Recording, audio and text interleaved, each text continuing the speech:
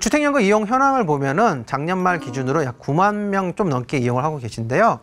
평균 연령이 이제 이용하시는 분들이 72.3세, 그다음에 평균 지분이 월 109만 원, 그리고 평균 주택 가격이 3억 3천만 원 정도가 됩니다. 최근과 같이 이제 요즘은 좀 주택 가격이 하락하는 기조로 접어들었죠. 사실은 이렇게 주택 가격을 하락하는 것에 대비하기에는 이 주택연금이 상당히 유용합니다.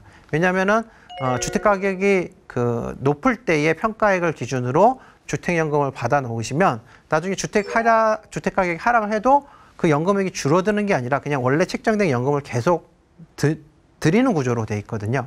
그렇기 때문에 이런 주택연금은 사실상 요즘 같은 주택 하락기에는 주택 가격의 하락을 조금은 해지해주는. 이제 다시 오르게 되면은 주택연금을 해지하고 주택을 얼마든지 거래를 할 수 있기 때문에 하락기에는 약간 대비가 되면서 상승기에는 열려있는 그런 구조라서 주택연금이 이제 가입 대상에 들어오시는 분들은 활용할 만하다라고 말씀드릴 수 있겠습니다. 우리나라의 자산 구조상 가구주의 재무 구조를 보면 80% 이상이 부동산, 또 거주 주택에 대부분 몰려있는 경우들이 많으십니다. 사실 현금은 적고 집만 있다면 집을 통해서 현금 흐름을 만들기 게 생각보다 쉽지는 않잖아요. 그렇기 때문에 이걸 활용하기 위해서 주택금융공사가 주택연금 제도를 지금 운영을 하고 있는데요. 이제 사실은 구조적으로 보면 대출 상품이라고 보면 됩니다. 이제 장기 모기지론이라고 보시면 될 것 같은데 일반 사적 금융기관, 은행이나 뭐 다른 금융기관에서 운영하는 모기지론도 있긴 하지만 그 모기지론은 사실상 복지제도로서는 조금은 아쉬운 부분들이 있는데 그 부분을 보완해서 주택금융공사가 운영을 하는 게 바로 주택연금입니다. 그래서 이용자가 금융기관에서 대출을 하고 주택금융공사가 그거를 보증을 해주는 그런 구조로 이루어지고 있습니다. 주택연금의 가입 여건을 잠깐 살펴보도록 하겠는데요. 일단은 부부 중 한 분이 55세는 넘으셔야 됩니다. 그 다음에 최소한 한 명은 대한민국 국민이어야 되고요. 부부 기준 9억 원 이하 주택 소유자여야 되는데 주택 가격은 사실은 지금 이거를 요즘 워낙 집값이 많이 올라가죠. 사실 9억 원을 넘어서는 집들이 많잖아요. 근데 그분들도 사실은 주택연금의 니즈가 있으실 수 있기 때문에 이제 상황에 따라서는 가입 요건이 조금 더 완화될 수 있다. 이거를 조금 기억하시면 좋을 것 같고, 그 다음에 이제 다주택자라도 합산 가격이 9억 원 이하면 가능하다.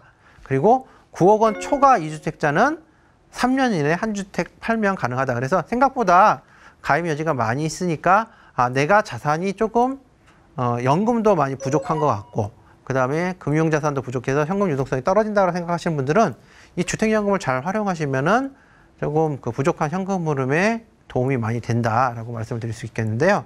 일단 주택연금의 장점으로는 일단 내가 그 집에 계속 거주를 하면서 지급을 받을 수 있다는 거, 그리고 배우자까지 계속 거주를 할 수 있기 때문에 부부 기준으로도 굉장히 유용한 연금 수단이 될 것 같습니다. 그리고 이제 국가가 보증해서 연금 지급을 계속 해드리고, 그 다음에 합리적인 상속이라는 장점이 있습니다. 이게 어떤 내용이냐면요. 예를 들어서 연금을 많이 받으셔가지고 만약에 집값보다 더 많은 연금을 받으셨다.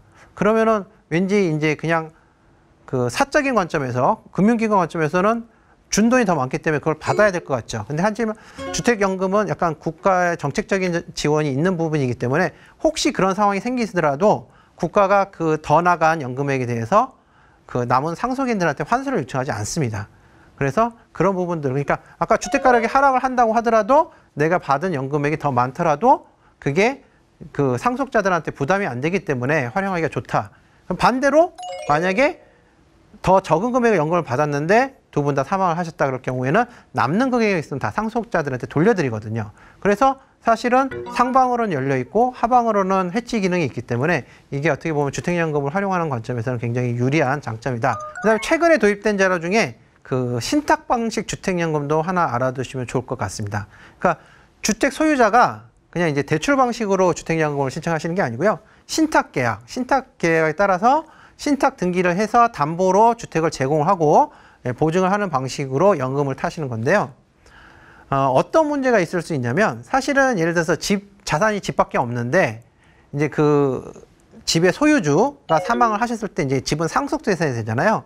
그러면 사실은 상속재산을 이제 배우자와 자녀분들이 이제 분할을 해야 되는 문제가 생길 수 있습니다. 물론 이제 그 부분에서 부모님, 어머니가 예를 들어서 아버지가 돌아가시고 어머님이 살아계시면 어머니 살아계시기 때문에 집을 일단 놔두겠다. 나중에 분할해서 받겠다. 뭐 분할 등기를 한 다음에 뭐 그냥 나눠 받겠다라고 하면은 문제가 없겠지만 나 지금 당장 돈이 필요하니까 이거 분할해 주세요 하면은 어머니는 당장 살 집이 없어지시는 거랑 마찬가지잖아요. 그래서 이런 것들은 사실은 뭐 가족 간의 문제이기도 하지만 사실은 합의가 이루어져야 되는 부분이 있기 때문에 그 부분을 사실은 예방을 하고자 신탁 방식으로 배우자가 사망할 때까지는 이 계약을 유지한다라고 정해 놓으시는 거죠. 그러면 사실은 자녀분들이 이 집을 팔아서 현금화하고 싶어도 유지를 하려고 하면 얼마든지 하실 수가 있다는 겁니다, 법적으로. 그리고 이제 앞서 말씀드린 대로 그 주택연금 세대 혜택이 다양하게 있는데 사실은 주택연금 받는 금액에 비해서는 엄청나게 큰 혜택은 아니지만 그래도 뭐 다양한 그 뭐 농어촌 특별세 면제라든가 그다음에 국민주택 대출받을 때 이제 저당권 설정할 때 국민주택 채권을 구입해야 되잖아요. 이런 매입 의무를 면제해 주다든가 그다음에 그 대출 이자에 대한 소득 공제를 해준다든가 여러 가지 비용을 절감할 수 있는 요소들이 많으시니까 그래서 꼭 챙기셔가지고 다 이거를 주택연금을 잘 활용하시기 바라겠습니다. 끝으로 이제 내 집 연금 3종 세트를 설명을 드리고 마무리하도록 하겠습니다. 자, 그러면 집은 항상 우리 인생에 있어서 중요한 어떠한 재화잖아요. 그리고 사실은 은퇴 시점에 대해서 이 주택을 과연 어떻게 내가 대응을 해야 되는지 고민이 많으실 겁니다. 그러니까 자산이 거의 주택에 몰려있다 보니까 이런 고민도 있는 건데요. 사실은 주택금융공사가 그런 부분들 고민을 해결해드리기 위해서 다양한 형태로 주택연금을 제공해드리고 있습니다. 첫 번째, 주택담보대출 상환형 주택연금입니다. 예를 들어서 내가 집을 담보대출을 많이 일으켜가지고 주택을 구입해놓고 있는데 사실은 노후 생활비에는 문제는 없겠는데 이자나 원금 상환 비용에 부담이 된다. 이럴 경우엔 주택담보대출 상환형 주택연금 신청을 해서 그 담보대출 금액을 일단 상환을 하고 나머지는 그냥 그 유지를 하면서 가면은 이런 주택연금 형태로 유지를 하면서 본인의 어떤 이자나 이자 상환 부담을 확 줄여줄 수가 있죠. 그럼 나중에 노후생 은퇴 후에도 이런 부분에 대한 그 보완이 되는 부분들이 하나가 있을 거고요. 그다음에 이제 주택연금 사전 예약 보금자리론이 있습니다. 이제 워낙 집값이 비싸다 보니까 사실은 주택 구입에는 많은 목돈이 들어가잖아요. 그럼 사실 내가 이 목돈을 투자했을 때 나의 노후 자산에 꼭 문제가 생길 것 같은데 이 집을 사야 되나 말아야 되나 이런 고민을 하실 수가 있잖아요. 그런 분들을 위해서 만 40세 이상인 경우에는 주택연금을 나는 받을 거니까 주택연금 사전 예약 보금자리론을 통해서 대출을 받으시면은 나중에 자연스럽게 주택연금으로 전환이 됩니다. 그러면은 내가 집을 사도 나중에 이 집을 나의 어떠한 그 주택연금으로 현금 흐름을 만들어서 활용할 수 있다. 그러면 어떻게 보면 생애자산 관리 관점에서 경제생활 활동하는 기간에는 담보대출 유지를 하다가 나중에 자연스럽게 이거를 연금으로 전환을 하는 형태로 유지하는 게 바로 이제 주택연금 사전예약 보금자리론이고요. 그 다음에 이제 소형주택이나 저가형 주택을 가진 경우에는 조금 더 우대를 해드리겠습니다. 그래서 이제 집값이 싼 경우에는 이런 우대형 주택연금에서 조금 더 동일한 주택 대비 조금 더 많은 금액을 지원받을 수 있으니까 이것도 꼭 챙겨셔서 주택연금을 활용하시기를 바라겠습니다.